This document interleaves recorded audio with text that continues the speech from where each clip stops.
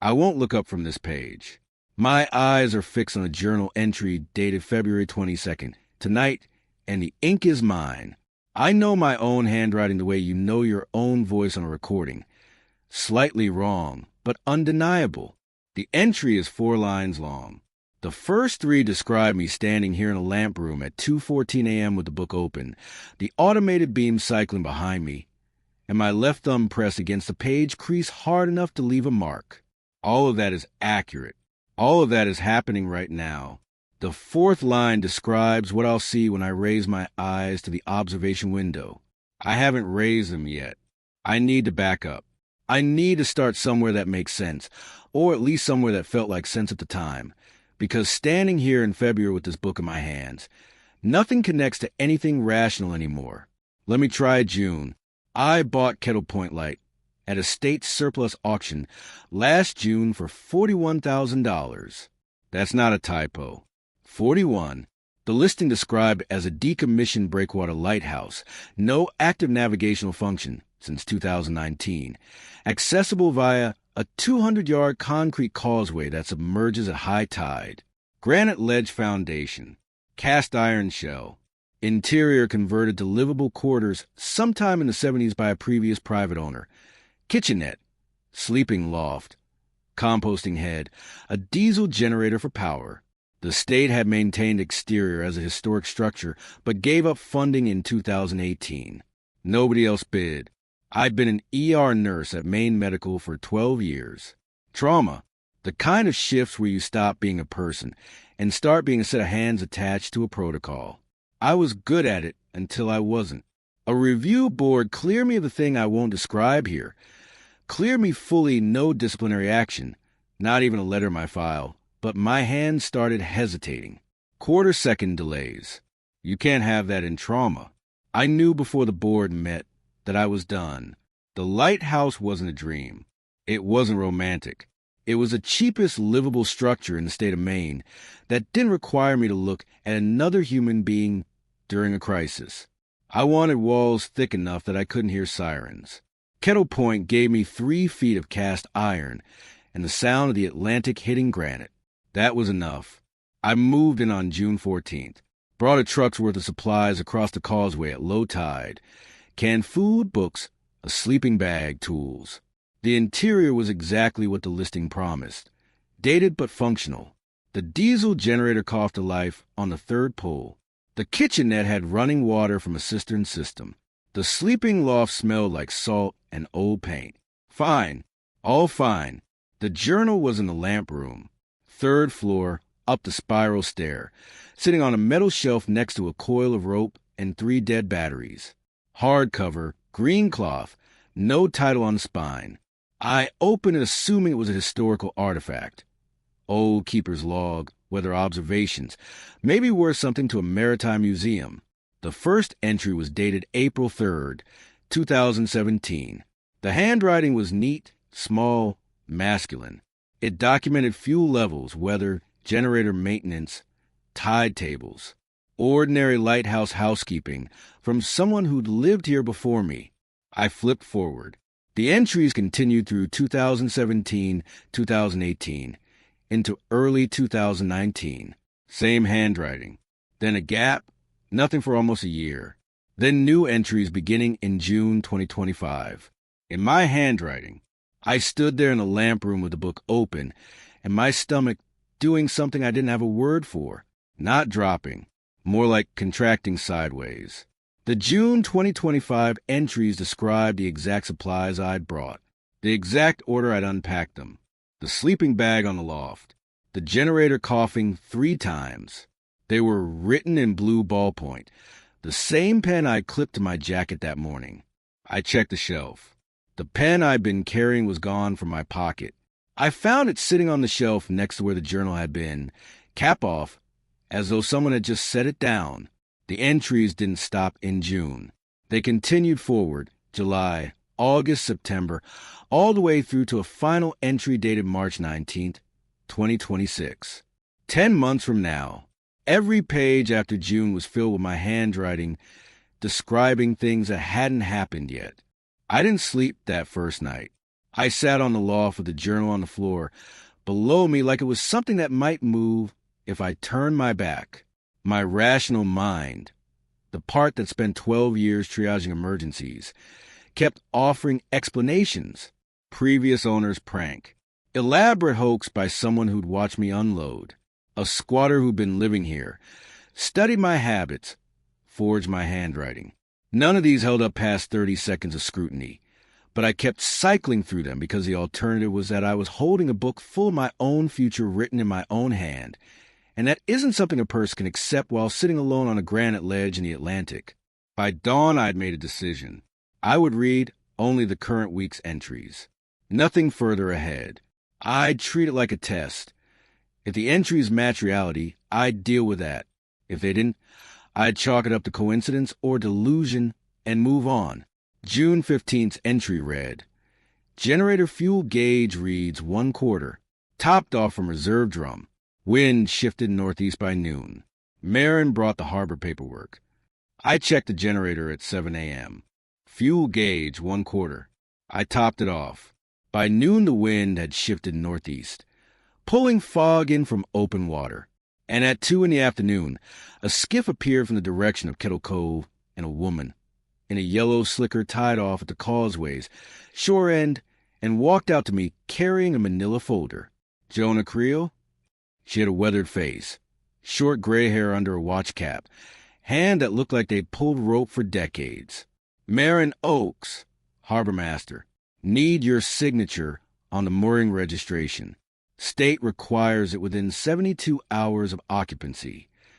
I signed the papers on the kitchenette counter. She looked around the interior without commenting on his condition, which I appreciated. No pity, no cheerfulness, just business. The journal, I said before I could stop myself, on the shelf upstairs. Did that come with the property? She didn't flinch. Every keeper kept one. Tradition going back to the 1880s. That shelf's had a logbook on it since before electricity. She tucked the signed papers into her folder. You want to keep it up. Fuel levels, tide observations, generator hours. Helps when something breaks, and you need to trace back to when it started. There are entries in already. Previous owners, probably. Man named Dutton. Had it for about a year before the state reclaimed. Didn't stay long. She was already moving toward the door. I bring diesel out first Monday of every month. You need anything before that. Channel 16 on the VHF. She left. I watched her skiff pull away toward the mainland, the wake cutting a clean line through flat water. Everything she'd said was reasonable. Everything she'd said matched the journal's entry for today, including the detail about Channel 16, which appeared in a parenthetical I hadn't noticed until I went back upstairs to check. I read ahead one day. June 16th. Explored the lower level. Found the access panel behind the generator. Hinges rusted but functional. Didn't open it. I found the access panel at 4 p.m. the next day. It was exactly where the entry described. A 2-foot square metal panel bolted into the curved wall behind the diesel generator. Paint sealed around the edges. Hinges brown with oxidation. I hadn't been looking for it. I'd been checking the generator's oil level and noticed a panel when I moved the jerrycan aside. I didn't open it. Not because the journal told me I wouldn't. Because the hinges, despite being rusted, showed bright scratches at the pivot points. Someone had opened this panel recently. Within the last few months, maybe less. The rust was surface only, decorative almost. Underneath, the metal was clean. I went back upstairs. Read June 17th's entry. Open the panel. Storage space only. Old rope, flares, a tide chart from 1994. Nothing significant. I decided not to open the panel on June 17th. June 17th came. I didn't open it. I made a point of staying in the loft all morning, reading a paperback I brought, eating canned soup cold. I did not go downstairs. I did not touch the generator room. At 6 p.m., I checked the journal again, expecting the entry to have changed, maybe to have updated. It still read, open the panel, storage space only. But I hadn't. I hadn't opened it. For the first time, the journal was wrong. I felt something release in my chest, a pressure I hadn't realized I'd been holding. It was wrong. The entries weren't prophecy. They were just words on a page, written by someone, and they could be defied. That relief lasted exactly 41 hours. Because on June 19th, I woke up in the generator room with rust under my fingernails and the access panel standing open. I don't sleepwalk. I've never sleepwalked. 12 years of shift work trained my body into a clean binary, asleep or awake, nothing in between. I'd worked doubles in the ER and driven home at 3 a.m. without drifting, without micro-sleeps. My body doesn't do things without my permission.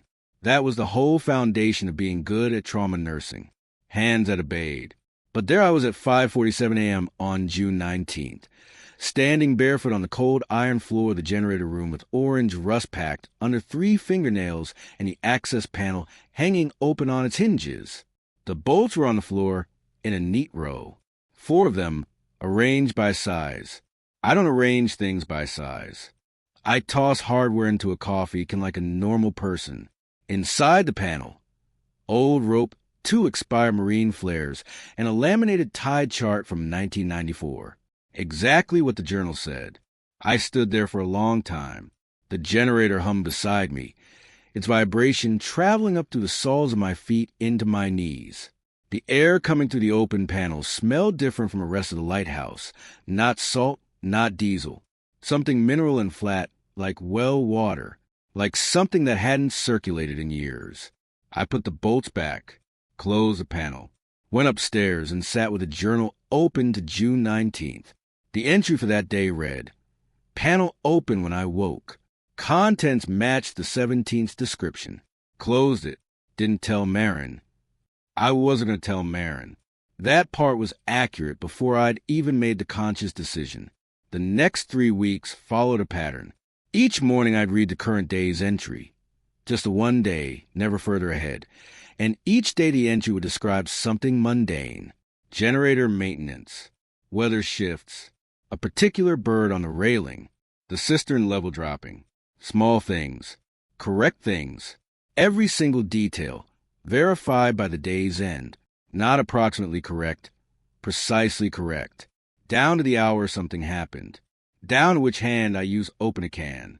I started paying attention to the handwriting, holding my pen against the page to compare stroke width, letter spacing, the way I crossed my T's with a slight upward tail. Identical, not similar. Identical. I write with a particular pressure that dents the page behind each letter, and when I held the journal's pages up to the lamp room window, the dent pattern matched my natural hand exactly.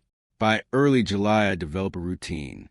Wake at 6, check the generator, read the day's entry, then try to live normally around whatever the entry predicted. I'd stopped trying to defy it after the panel incident. Defiance didn't prevent the entry from being accurate. It just meant I lost time. I couldn't afford to lose time. Losing time in a lighthouse surrounded by tidal water isn't a quirk. It's a survival risk. The Causeway submerged predictably. I bought a tide table in town during my one supply run and cross-referenced it against a chart I'd found in the panel.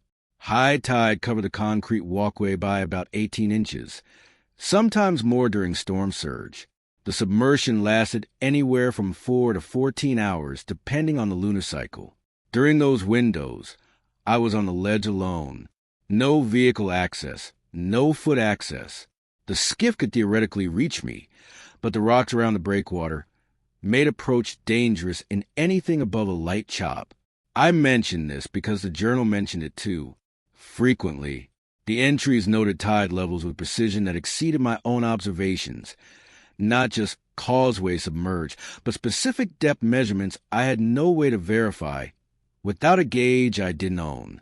Whoever wrote these entries, whoever I would become when I wrote them, had either installed a tide gauge or developed an ability to estimate water depth by sight that I didn't currently possess. The beam bothered me. That's the other thing from those early weeks I need to mention. The lighthouse was decommissioned. No active navigational function. But on my second night, At exactly 8:47 p.m., the lamp room above me had clicked on.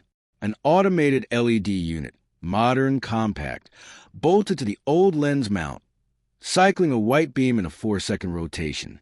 I'd gone upstairs to investigate and found no manual switch. The unit ran on a photocell sensor, triggering at dusk, shutting off at dawn. Battery backed with a small solar panel I'd noticed on the exterior railing, but assumed was for something else. The state listing said decommissioned. No active navigational function.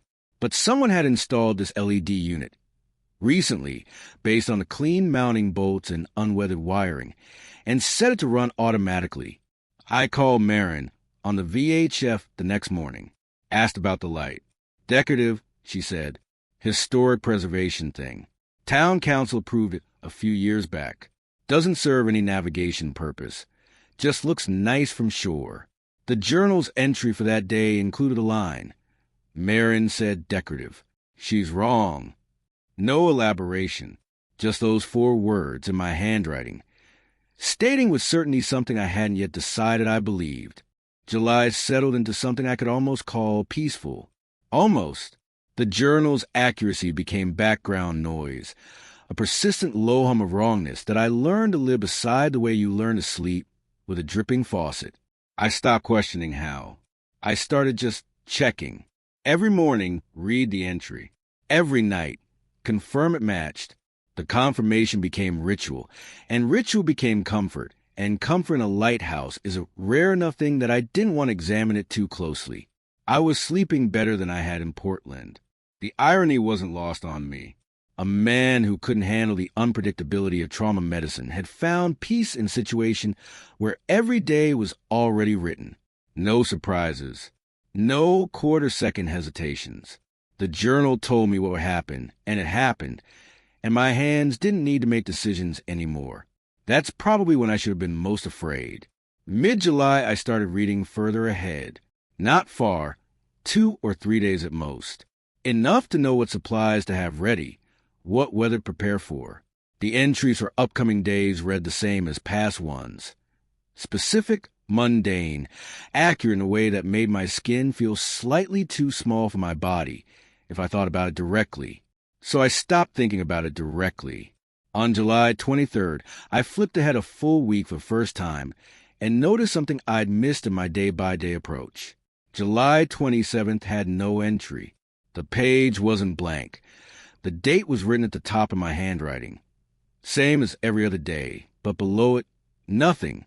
Just a date, then white space, then July 28th's entry continuing as normal. I went back through the journal from the beginning. June had 1 missing entry, June 29th. July had 3, the 7th, the 17th, and the 27th. I flipped forward through August. 3 more gaps, August 6th, 16th, and 26th. September, the 5th, 15th, 25th. Every month, 3 dates, always 10 days apart, always shifting back by 1 day each month. I pulled out my tide table and cross-referenced. My throat tightened before I'd finished checking the second month. Those dates, every single one of them, corresponded to the highest tides of the lunar cycle. The dates when the Causeway stayed submerged for 12 hours or more. The dates when the water between me and the mainland was deepest, widest, longest lasting. The journal had nothing to say about the days when I was most completely trapped. I sat with that for a while. The lamp room was hot in the afternoon, greenhouse effect through the curved glass, and sweat collected along my collar. The beam housing cast a shadow that rotated with the sun, sweeping across the metal floor like a slow clock hand. I could hear the water below, that constant push and drag against granite, and for the first time since I stopped being afraid, I felt my shoulders lock up toward my ears in that old familiar tension. Why skip those days? Every other day was documented. I ate this. I fixed that. The wind came from here. The generator ran for this many hours. But on the days when the tide cut me off completely, the journal went silent, as if whoever wrote it, as if I, when I eventually wrote it, either couldn't write or chose not to, or wasn't here to write. I checked the next skip date. July 27th. For days away, I decided I would document that day myself, in real time, on a separate notepad. Whatever happened on a skip date, I'd have my own record. July 27th arrived gray and warm. The Causeway went under at 6 a.m. and wouldn't surface again until nearly 7 p.m. I sat in the kitchenette with a spiral notebook and a pen and wrote down everything. Woke at 5:45. Made coffee. Generator running steady. Wind south-southwest at maybe 10 knots.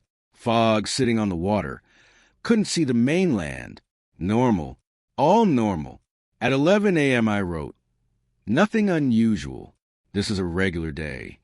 At 2 p.m. I wrote, still nothing. I think the gaps are just rest days. Days off from whatever compulsion makes me write in the journal. At 4 p.m., I tried to write in my notepad and found that my hand wouldn't cooperate. Not pain, no cramping, no injury. Just a disconnect between intention and muscle. I wanted to write. I told my hand to write. My hand sat on the page, holding the pen at the correct angle, touching the paper, and did not move. At 6:50 p.m., 10 minutes before the Causeway surfaced, my hand released. I wrote the time. I wrote. Couldn't write for nearly 3 hours. No reason. No explanation. The handwriting was shaky. Not from fear. From disuse. As if the muscles had been idle for days instead of hours. I checked the journal's next entry. July 28th. It read, slept poorly. Checked generator. Causeway clear by 7. Normal day. No mention of the 27th. No mention of the paralysis. As if it simply hadn't happened. August brought heat I hadn't expected. The lighthouse interior became a column of trapped warmth. Iron walls absorbing sun all day, radiating it inward all night. I slept with the loft hatch open and the ground floor door propped, letting the sea air draft upward through the spiral stair. Some nights the draft carried a smell I couldn't place. Not salt, not seaweed, not diesel. Something organic and deep, like the underside of a dock piling, like something alive that never saw sunlight. The beam continued its nightly cycle. Dust trigger, dawn shutoff for second rotation. I'd grown used to it. The sweep of white light passing across my sleeping loft wall every 4 seconds, a pulse I could set my breathing to. But in August, I started watching it from the lamp room itself, standing at the observation windows with my face close enough to the glass that my breath fogged the view between sweeps. The water looked different in the beam, not just illuminated, textured differently. During the day, the Atlantic around Kettle Point was what you'd expect. Gray-green, choppy or flat depending on wind, essentially featureless past the first 50 yards.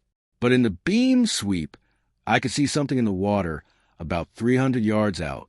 A disturbance, not a wave pattern. Waves move in lines.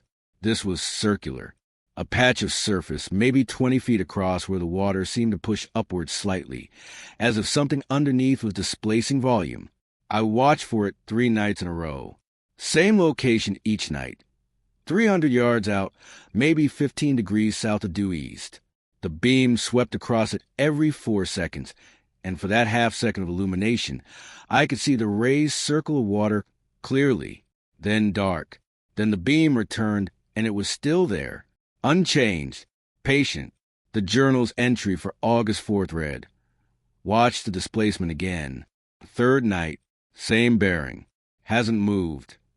August 9th's entry, 5 days later, read, displacement now at approximately 270 yards. Same bearing, same diameter. I measured it myself on August 9th with a range-finding app on my phone, using the breakwater's known length as a reference. 270 yards. The journal was right. It had moved 30 yards closer in 5 days. I started checking every night. The displacement moved shoreward at a consistent rate, roughly 6 yards per day, always along the same bearing, always the same diameter, always only visible in the beam sweep. During daylight, that patch of ocean looked identical to everything around it. I'd stare at the exact bearing through binoculars in full sun and see nothing. No color change, no surface disturbance, no birds avoiding it. Nothing. Only in the beam. By August 20th, it was at 200 yards. I could see it more clearly now. The surface displacement was higher, maybe 4 inches above the surrounding water level, like a blister on the ocean. Smooth on top. The surrounding water didn't interact with it normally. Small waves would approach the circle's edge and flatten, absorbed rather than deflected.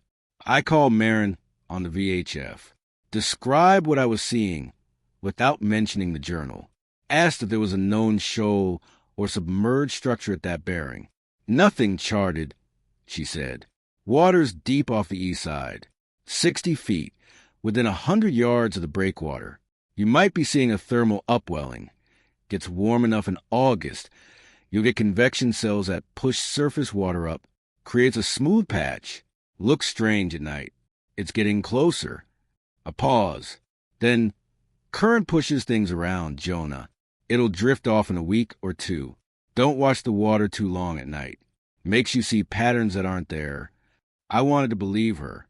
I want to believe in thermal upwelling and current drift and the ordinary mechanics of a cold ocean being heated by a warm month.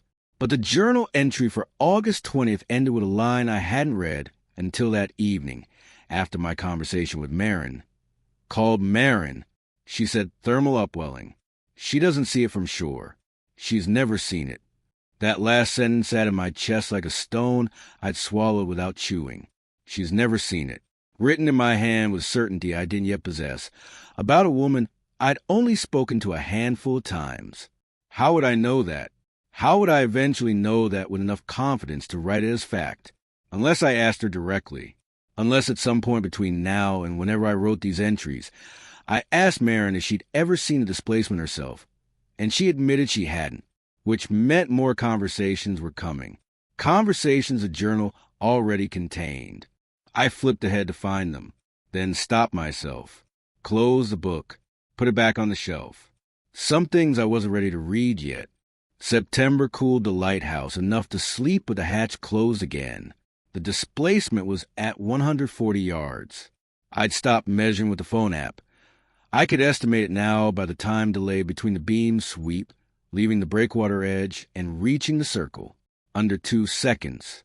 Getting close enough that I could see detail I wished I couldn't. The surface within the circle wasn't just raised. It was slightly concave at the center, like the meniscus of water in a glass.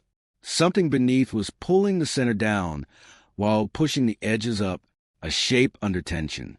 I read the journal daily now, never more than 2 days ahead.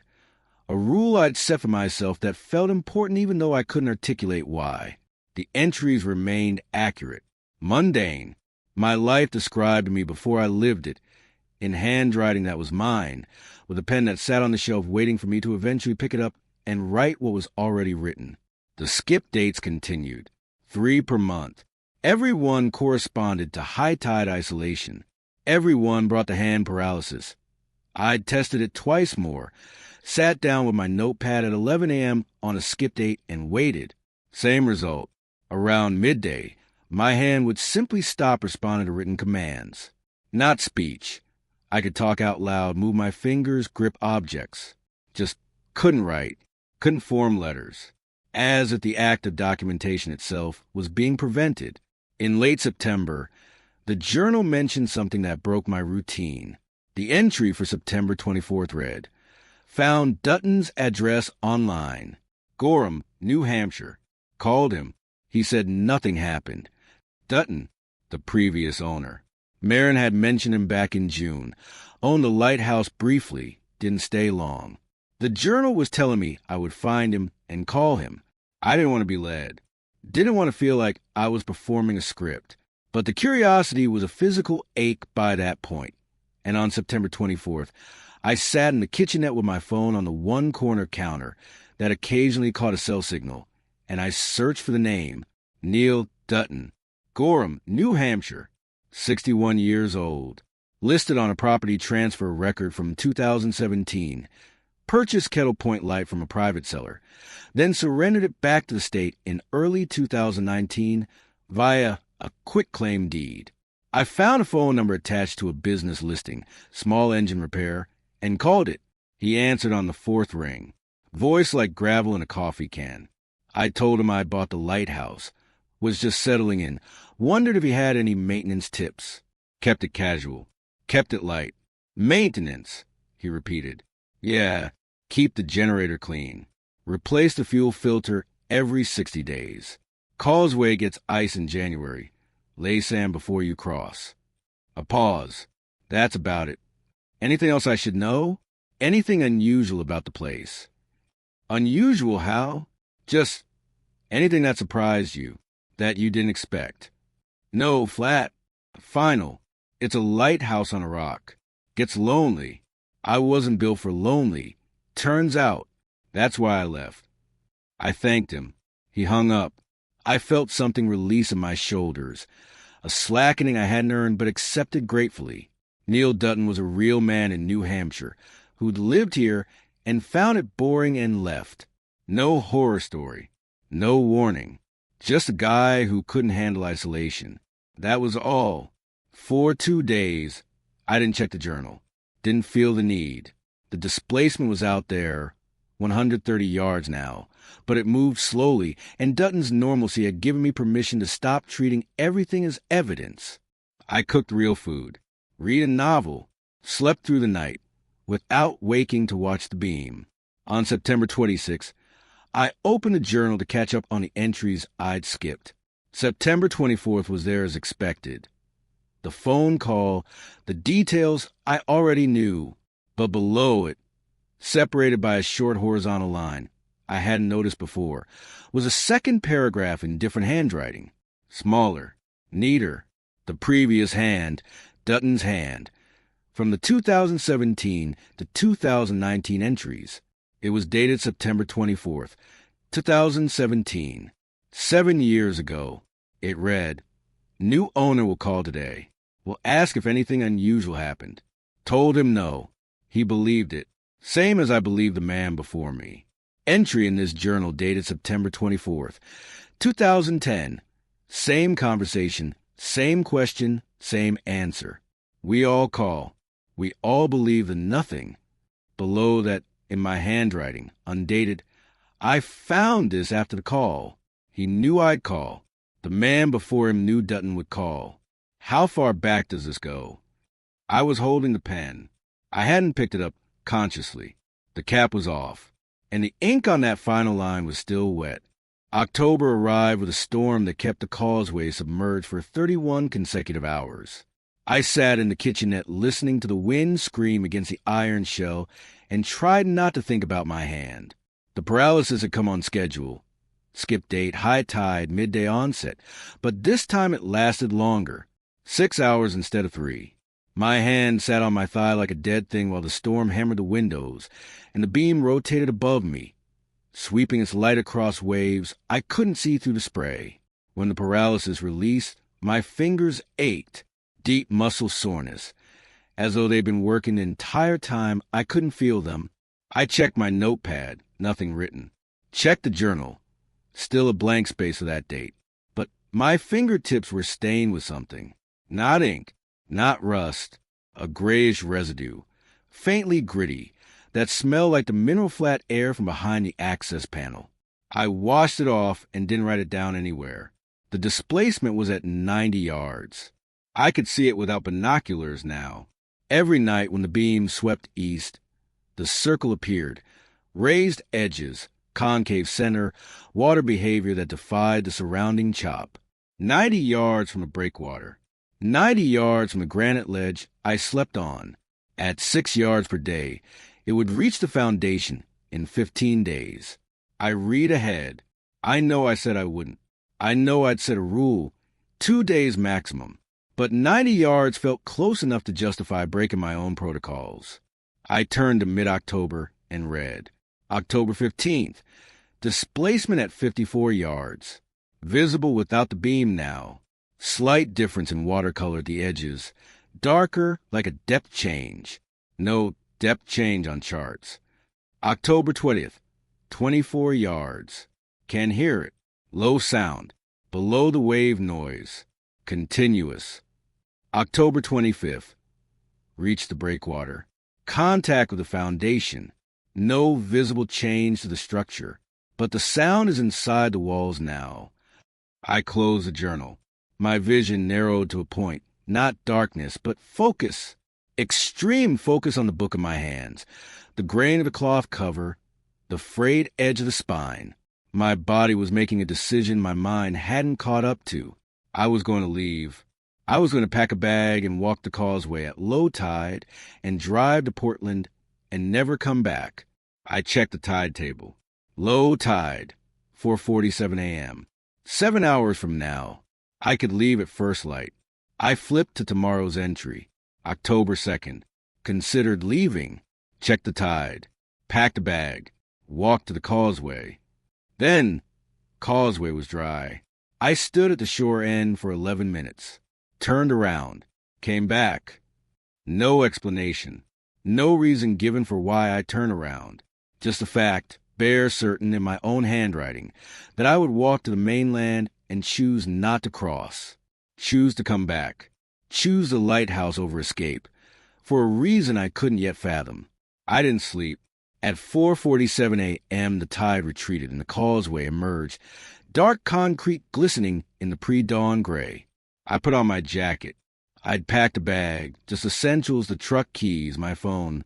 I walked down the spiral stair, out the ground floor door, onto the granite ledge, down the metal ladder to the Causeway's surface. The concrete was solid under my boots. 200 yards of flat walkway between me and the parking area where my truck sat. No obstacle, no lock gate, no physical barrier of any kind. I walked 100 yards out. I stopped. Something was wrong with the air. Not temperature. The October morning was cool, but fine. The air itself felt thicker, resistant, like walking into a space where the atmosphere was incrementally denser, pressing against my chest and face without any wind to explain it. I pushed forward. 150 yards. The resistance increased. My steps shortened. My breathing went shallow, not from exertion, from compression. The air was being compressed. At 180 yards, 20 yards from shore, I couldn't breathe. Not panic. Mechanical failure. My lungs would not expand against whatever was pressing inward. I stood there for what the journal said was 11 minutes, trying to force air into a chest that refused to open, and then I turned around. Walking back, every step released pressure. By the time I reached the lighthouse door, I was breathing normally. By the time I climbed to the loft, my heart rate was steady. The journal was on the shelf where I'd left it. Tomorrow's entry. Tried to leave. Couldn't. Won't try again for a while. It was right. I wouldn't try again for a while. Not because I'd accepted anything. Because my body had learned something my mind was still processing. The lighthouse wasn't keeping me in. The air between the lighthouse and the shore was keeping me here. And whatever was making that happen was getting closer at 6 yards per day. Marin came on the first Monday of October with Diesel. I watched her skiff approach from the lamp room, the way I always did, and noticed something I'd never paid attention before. She approached from the south side of the breakwater. Every time, even when wind and current would have made the north side easier, she circled around and came in from the south, away from the displacement's bearing. She tied off and hauled 2 5-gallon drums up the Causeway on a hand cart. I met her at the ground floor door. She looked the same as always, watch cap, yellow slicker, steady hands. But I was watching her differently now. The journal's words from June sat behind my teeth. She's never seen it. Marin, I said, the light, the beam, how long has it been running? Few years. She set the drums against the wall. Straightened up. Like I said, town council. I can't find any record of a town council vote approving it. I checked the municipal minutes online. Her hands paused on the cart handle. A small pause, half a second. Then she resumed, folding the handle down. Might not be digitized. Kettle Co's behind on that. Half our records are still in filing cabinets at the town office. Who installed it? Contractor. Don't remember the name. Was it running when Dutton was here? Another pause, longer this time. She looked at me directly, not with hostility, but with something I recognized from ER. The look a patient gives you when they know you're about to find the thing they've been hiding. Assessment, calculation of how much truth is survivable. Yes, she said. It was running when Dutton was here. Was it running before Dutton? I bring fuel on the first Monday, she said, turning toward the door. Channel 16 if you need anything. She left. I stood in the doorway and watched her walk the causeway back to her skiff. 200 yards of concrete. No hesitation, no compressed air, no shortening of breath. She walked it easily. Normally, whatever held me inside the lighthouse's radius didn't apply to her. I went upstairs and read October's remaining entries, all of them, violating my own rule completely. Most were mundane, generator hours, weather, the displacement's nightly approach. But October 14th had a line that stopped me. Marin's fourth owner she supplied. She was harbor master when the light was first installed. She has always been harbor master. I did the math. If the ownership pattern held, if each owner lasted roughly 2 to 3 years before leaving or being reclaimed by the state, and if Marin had supplied each one, she'd been harbor master for at least a decade, maybe longer. I hadn't thought to question it. Harbor masters in small coastal towns serve forever. It's not a job people line up for. But the journal's phrasing bothered me. She has always been harbor master.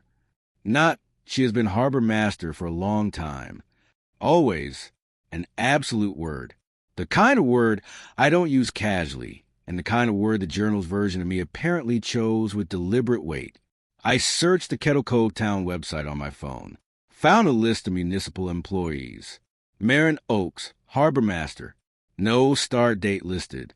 I searched local news archives, fishing permits, harbor commission meetings, coastal advisory notices. Found her name in articles from 2019, 2015, 2011, 2003. Always Harbor Master Marin Oaks. Always the same role. I couldn't find an appointment announcement. Couldn't find a beginning.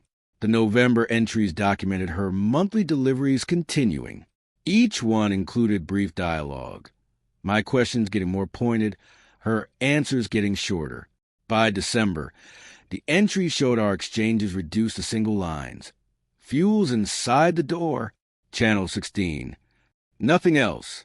She stopped coming inside, but she kept bringing fuel, kept ensuring the generator ran, kept ensuring the beam cycled every night, sweeping its light across the water, illuminating the displacement that crept closer with each rotation.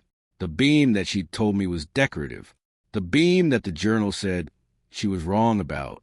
I flipped back to the earliest entries. 2017, Dutton's hand. Found what I was looking for in November that year. Marin brought diesel. Asked about the light. She said decorative. Town council. Same answer she gave the last one. Probably. I don't think she's lying. I think she believes it. I think she has to believe it. Because if the light isn't decorative, then she's been feeding something for 20 years and calling it public service. 20 years.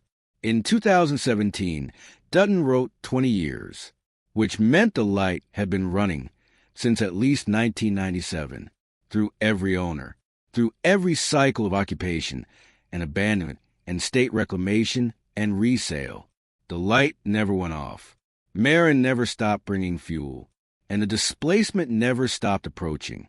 I need to stop here and tell you about the fuel, not the diesel Marin brought for the generator. The other fuel, the LED's power source.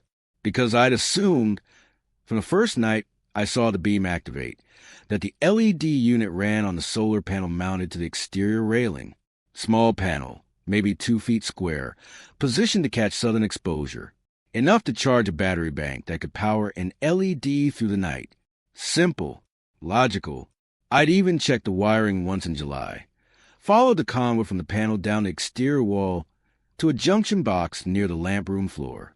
But in late October, after reading ahead far enough to scare myself into action, I actually opened the junction box. The solar panel's wiring terminated there.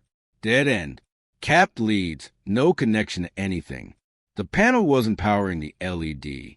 Hadn't ever powered it, based on the corrosion on the capped wire ends. I traced the LED's actual power supply. The conduit ran not from the junction box, but from beneath the lamp room floor, down to a channel cut into the interior wall, behind the iron cladding, invisible unless you pulled a specific inspection plate on the second floor landing.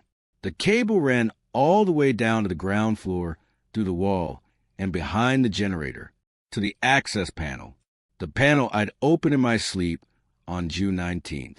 I opened it again. Fully awake this time, midday, clear-headed, behind the rope and expired flares, which I now pulled out completely and set aside. The back wall of the compartment had a second panel, smaller, 6 inches square. I hadn't seen it in June because the flares had been stacked in front of it. The cable from the LED entered this smaller panel through a rubber grommet. I unscrewed the smaller panel. Behind it, a space that extended back further than the lighthouse wall should have allowed. Not a cavity between iron plates, an actual depth. My phone flashlight showed the cable continuing downward at a steep angle, disappearing into what looked like the granite foundation itself. A channel had been cut into the rock, precisely, cleanly, by someone with masonry tools and time, and a reason to run power from somewhere beneath the waterline up to a light that was never supposed to be on. The LED wasn't solar-powered. It wasn't generator-powered. It was powered by something beneath the lighthouse, beneath the breakwater, beneath the water itself. I sat back on my heels and felt the floor tilt under my feet. Not literally, I think, but my inner ear disagreed with what my eyes were seeing for a long moment. The generator hummed beside me. The iron walls conducted their usual vibration, and now I knew that a second vibration existed beneath it, something I'd been feeling in my sleep for months and calling wave action. A current running from below the ocean floor, up through cut granite, into a light that someone needed to keep burning. Marin's fuel kept the generator running. The generator kept me alive. Heat, water pump, refrigeration. But the generator didn't power the beam. The beam powered itself, which meant Marin wasn't fueling the light. She was fueling me, keeping me here, keeping a body in the lighthouse, so that someone would notice if the beam ever stopped, so that someone would investigate, so that someone would... What? Fix it? I didn't know how to fix something I didn't understand, but the journal did. I'd read ahead enough to know that December's entries mentioned maintenance on the LED unit, cleaning the lens, checking the cable tension, adjusting the photocell sensitivity. Tasks I didn't currently know how to perform, but apparently would learn. Tasks that kept the beam running, that kept it sweeping the water every 4 seconds, that kept illuminating the displacement as it approached. The beam wasn't decorative. It wasn't navigational. It was a leash. Every 4 seconds, the light swept across the displacement, and the displacement was visible, contained in that circle of raised water, pinned by observation.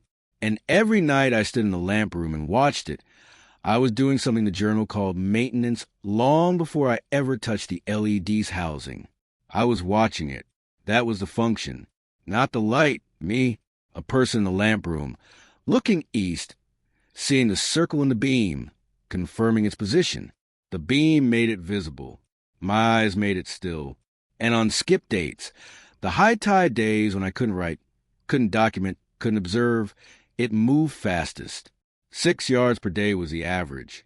But I checked my measurements against the calendar and realized the 6-yard figure was wrong. On days I watched from the lamp room, it moved 2 yards. On skip dates, when the paralysis took my hand, and I lay in the loft unable to focus on anything, it moved 20. The displacement moved when I wasn't looking. November, the displacement was at 40 yards. I could see it without the beam now. Dutton's October entry had predicted that, and he was right, during daylight. The circle appeared as a subtle darkening of the water's surface, a shadow with no object casting it.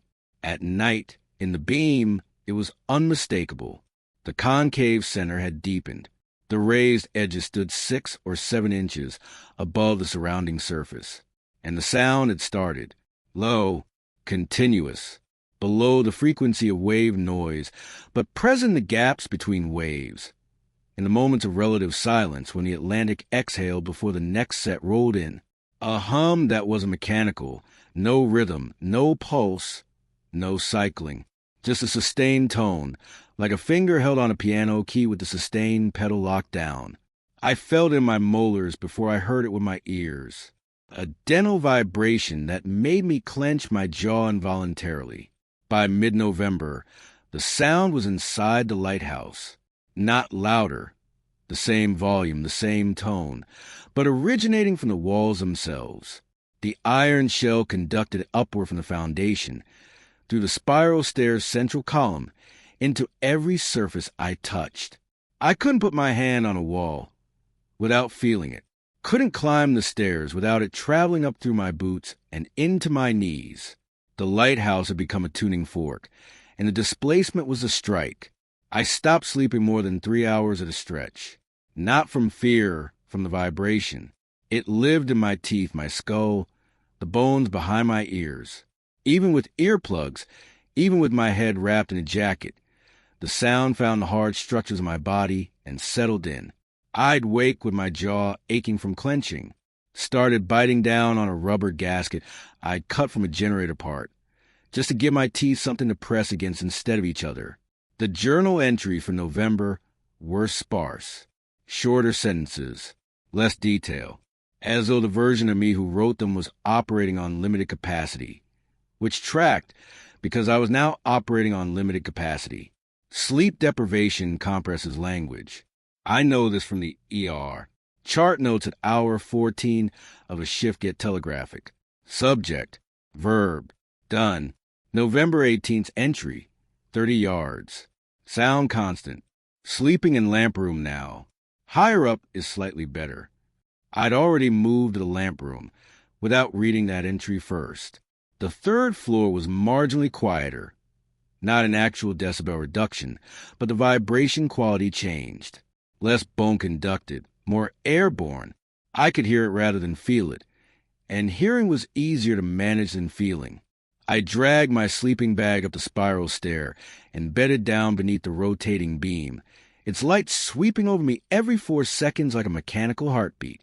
Watching the displacement from the lamp room floor, lying on my back with my head near the window base, I noticed something new. The beam's sweep didn't just illuminate the circle. When the light passed over it, the concave center flattened.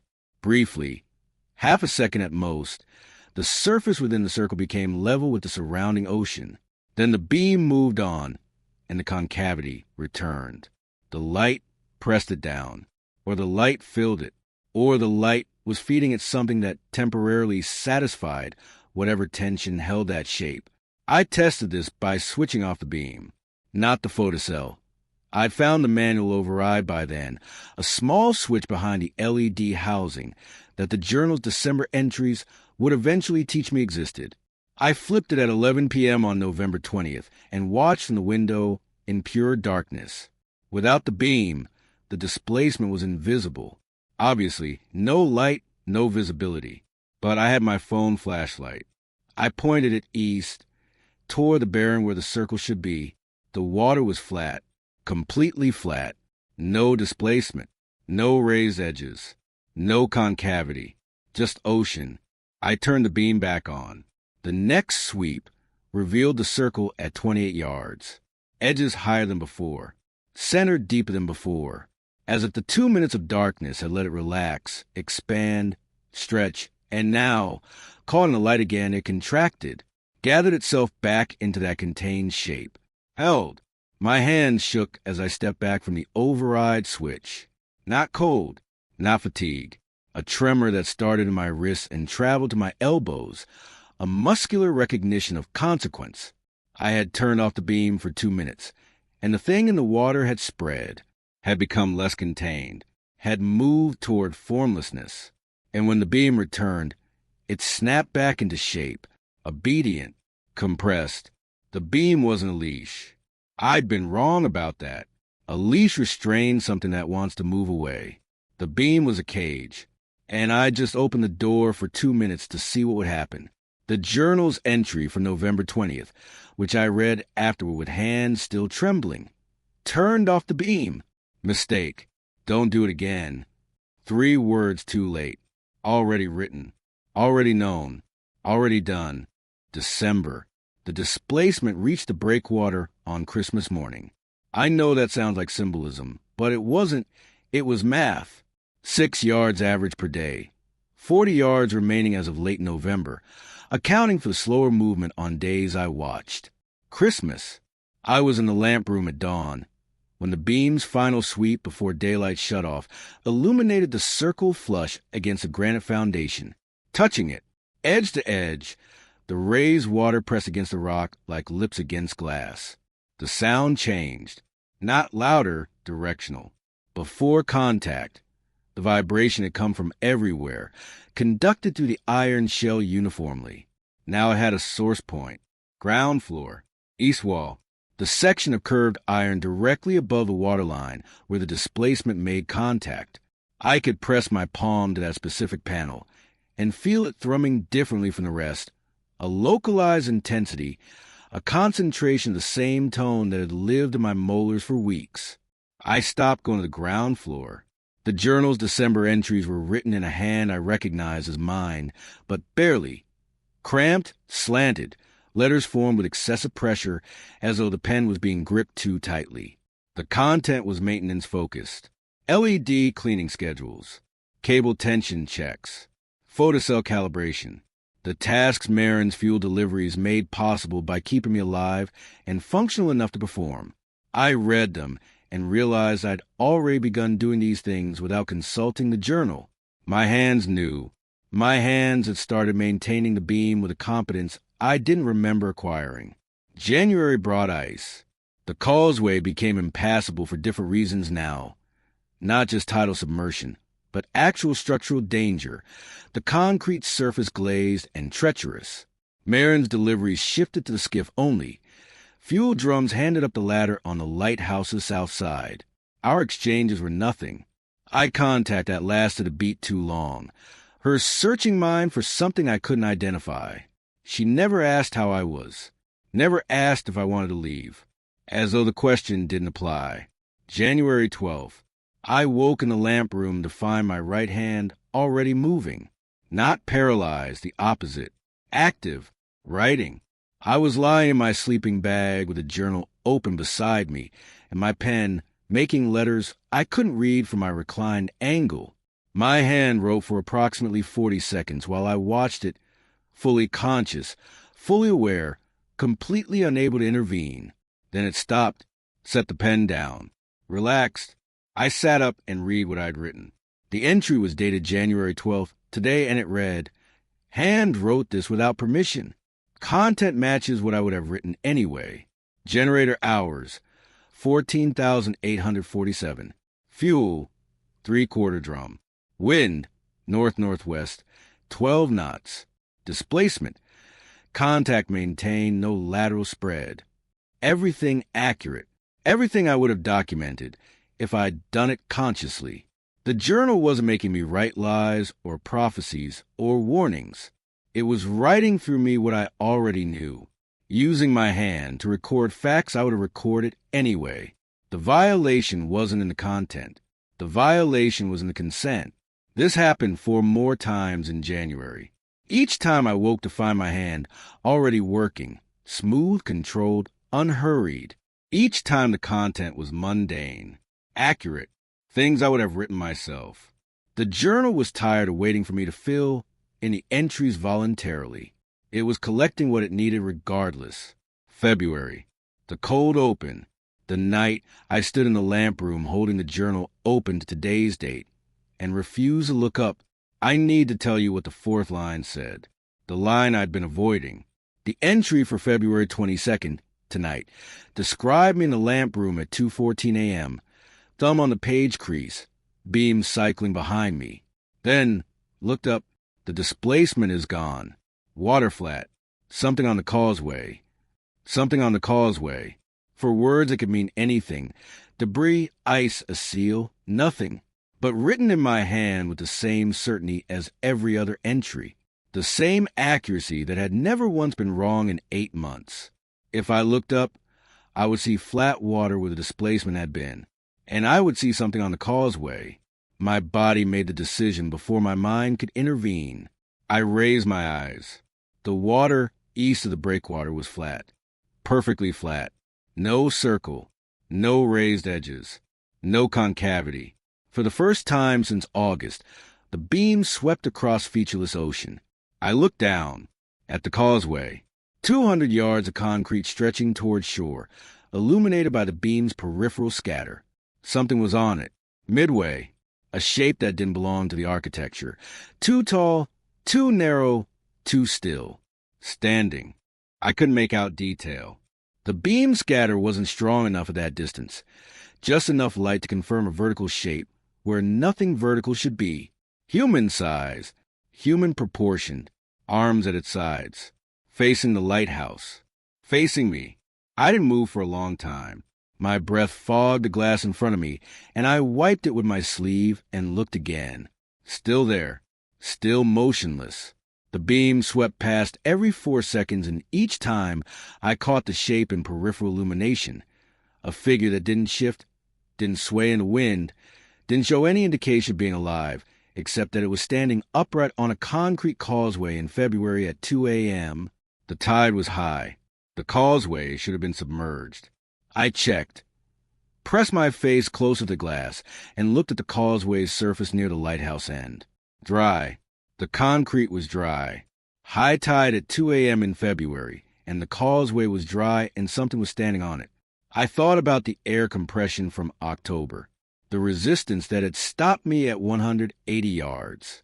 If that barrier still existed, the figure was standing inside it, between me and the shore, yes, but also between the shore and me, on my side of whatever membrane had kept me here for months. The journal was still in my hands. I looked down at it. The entry for February 22nd ended with something on the causeway, but the next page, February 23rd, had an entry too. I hadn't read it yet, hadn't let myself read beyond today. I turned the page. February 23rd. It was there all night, gone by dawn. Causeway submerged again by 6 a.m. I didn't sleep. Checked the LED cable. Tension nominal. Beam function without interruption. Important that the beam function without interruption. That last sentence. The emphasis.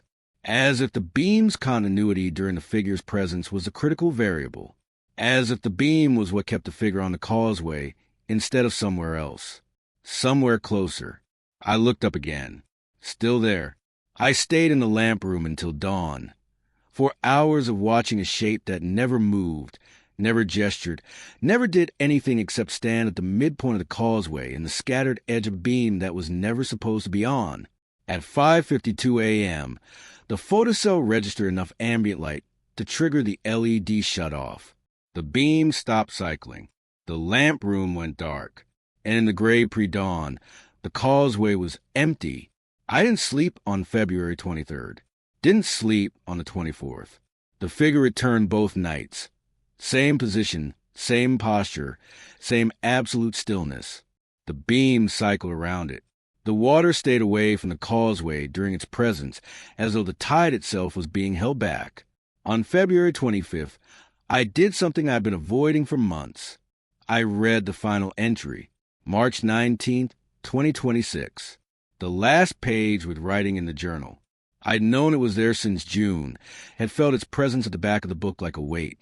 But I'd followed my rule, 2 days ahead, never further. That rule was gone now. March 19th, 2026. My handwriting. Steady, not cramped like December's entries, not shaky like January's. Calm, deliberate, a single sentence. It reached the causeway. I left the beam on. I'm sorry for whoever reads this next. I read it 3 times. The pen was on the shelf. The same pen. Blue ballpoint. I could see it from where I sat, cap on, resting exactly where it always rested. I hadn't touched it. Hadn't written anything since the involuntary January episodes. But this entry existed. In my hand. In ink that matched that pen precisely. which meant that between now, February 25th, and March 19th, I would pick up that pen and write that sentence, voluntarily or not, consciously or not. I would write an apology to the next person who bought this lighthouse, an apology that assumed someone would come after me, that assumed the cycle would continue. I thought about Dutton's entry from 2017, about the man before Dutton, about however many men had stood in this lamp room and read their own final sentence and wondered what it meant, about Marin delivering fuel to each one, about the beams cycling through decades of keepers who thought they bought a building but had actually bought a shift, a post, a function. The LED wasn't decorative. It wasn't navigational. It wasn't a cage. It was a job listing. And the journal was the employment contract. And the thing on the Causeway, the thing that came up from the displacement once it reached the breakwater, was what happened when the position was filled, when the current keeper had been here long enough, when the beam had a trained set of eyes behind it and didn't need the training period anymore. It was a retirement, the end of the contract, whatever came next for the keeper whose shift was ending. March 19th, 22 days from now. I had 22 days left in my shift. That was 3 weeks ago. I'm telling you this on March 18th, 2026. Tomorrow is the 19th, the last entry. The sentence I haven't written yet, but know by heart because I've read it 40 times since February. It reached the Causeway. I left the beam on. I'm sorry for whoever reads this next. The figure has been on the Causeway every night since February 22nd. 24 consecutive nights. Same position. Same stillness. Same departure at dawn. I've stopped watching it from the lamp room. I know it's there. Knowing is enough. What I watch now is the beam. The 4-second sweep. The clean white light cutting through whatever the night offers. Making sure it doesn't falter. Making sure the photocell trigger's on time. Making sure the LED housing stays clear of salt buildup and condensation. Maintenance. My job. Marin brought fuel on the first Monday of March. She didn't come inside. Didn't speak through the door. I heard the drums clank against the ladder base and her skiff motor retreating before I'd even climbed down from the lamp room. But she left something with the fuel, a printed real estate listing. State surplus auction. Kettle Point Light. Decommissioned breakwater lighthouse. No active navigational function. Livable quarters. Starting bid, $41,000. The listing is dated April 2026. Next month. They're already advertising the next sale. They already know I'll be gone. I've thought about destroying the journal, burning it in the generator exhaust, throwing it from the lamp room into the Atlantic, tearing out every page and letting the wind scatter them across the breakwater. But Dutton didn't destroy it. The man before Dutton didn't destroy it. However many keepers came before. Each one read their own future and left the book on the shelf for the next. Not because they were noble or brave or resigned. Because the journal is the only warning. The only record that something is wrong here. Without it, the next buyer has nothing. Walks in blind. Starts the shift without knowing there's a shift to start. The thing I keep returning to, the thing that sits in my chest at 2 a.m. when the figure is on the Causeway and the beam is cycling and my hand aches with the urge to pick up the pen, is that the journal never lied. 8 months of entries. Never wrong. Never inaccurate. Every detail, every measurement, every conversation documented precisely as it would occur, which means the final entry is also accurate. I will write it. I will leave the beam on. And I will be sorry. The pen is on the shelf. I can see it from where I'm sitting right now, cross-legged on the lamp room floor with my back against the observation window. It's been on that shelf since June. 9 months of sitting there, cap on, waiting. I don't remember bringing it here. I remember it being clipped to my jacket that first day, and then it was on the shelf, and that's where it stayed, waiting for me to pick it up and write the sentence that's already written. But here's what I can't explain. Here's the part that keeps my hands in my lap and my eyes on the pen, and my breathing shallow enough that my ribs ache from the restraint. The entry dated March 19th exists. The ink is dry. The words are formed. The page is filled. I've read it. I've touched it. It's real and present and already accomplished. So, why do I still feel the need to write it? If it's already there, if I've already written it somehow in some future that folded back into this book before I arrived, then the act is done. The contract is fulfilled. I don't need to pick up the pen. I don't need to add anything. The journal is complete, but my hand doesn't agree. My hand wants the pen, has wanted it since midnight.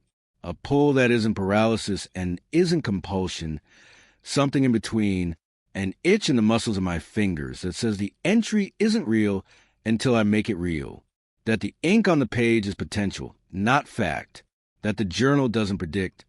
It waits for me to confirm, to consent, to close the loop by choosing to write what I've already read. It's 11:47 p.m. March 18th becomes March 19th in 13 minutes. The figure is on the causeway. I can see its shadow and the beam scatter. Without looking directly, the beam is cycling. The sound in the walls is steady. The pen is on the shelf. I'm not going to pick it up. That's what I'm telling myself right now at 11:47 p.m. with 13 minutes left in my shift. I'm not going to pick it up. The entry exists. It doesn't need me, but my hand is already moving toward the shelf, and I don't remember telling it to.